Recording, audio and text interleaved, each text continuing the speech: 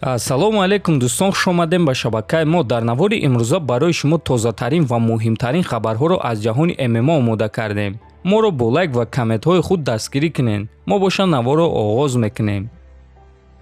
ҷанговари бебохти UFC Илия Топурия, ки баъди ғалабаи дурахшонаш дар турнири UFC Лондон ба Пэдди Пимблет визов дода буд, боз дар пресс-конференсия баъди турнир ин суханҳои худро тасдиқ кард ва гуфт, ки Пэдди танҳо бо як шарт барои чунин муҳориба розӣ мешавад. ӯ ягон вақт барои муҳориба зидди ман розӣ намешавад, танҳо агар ки Дана Вайт бо пистолет ба ӯ таҳдид накунад. шояд ки танҳо ҳамон вақт ӯ розӣ шавад, ки дар шартнома имзо монад. дар дигар ҳолат ӯ розӣ намешавад. ӯ рӯҳонӣ метарсад. агар ки ба ман муҳориба зидди Пэдди пешниҳод кунанд, пас ман тайёрам, ки дар любой вазн бо ӯ муҳориба гузаронам.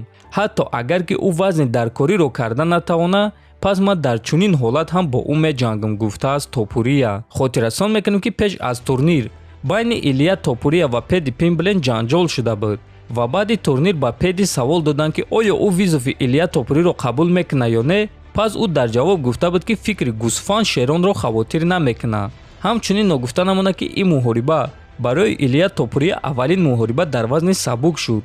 то ин дам ӯ дар вазни ним сабук баромад мекард.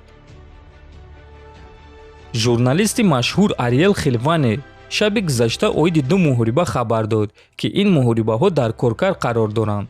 муҳориба дар вазни 57 килограмм, чорум муҳориба байни чемпион Дэвисон Фигередо ва довталаб Брендон Морено ва муҳориба дар вазни ним вазнин байни ду топови ҷанговар Магомед Анкалаев ва Энтони Смит. аз рӯи суханҳои Ариел Хелвани, ҳар дуи ин муҳорибаҳо метавонанд, ки дар яке аз турнирҳои моҳи июл баргузор гарданд.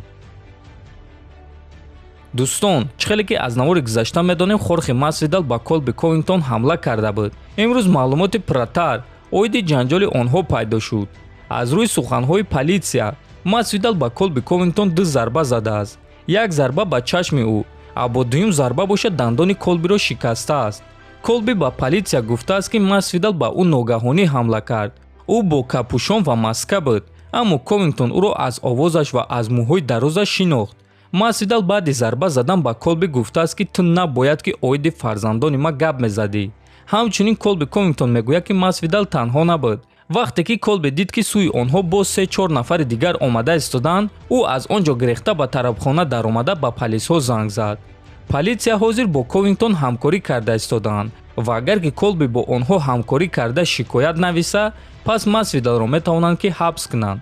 политсия аллакай наворҳои камераҳоро дар даст доранд. дӯстон, ба фикри шумо Масвидал кори дуруст кард ё ин ки не? ҳатман фикротонро нависен. мо боша мегзанем ба дигар хабар.